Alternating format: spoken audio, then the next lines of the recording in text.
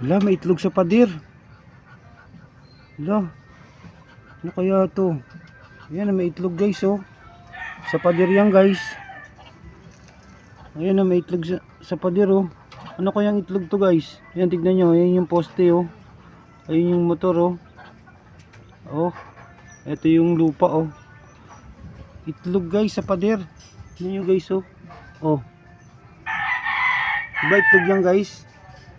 Ano kayang itlog to? Itlog sa pader guys. Sa pader yan. Tignan natin kung ano kaya klaseng itlog to. Oh. Ayun yung puno, oh. Itlog yan guys. Sa pader. Ba? Comment kayo guys kung anong itlog to. Ngayon lang kasi ako nakakita ng ganitong itlog guys eh. Oh, salamat sa panonood.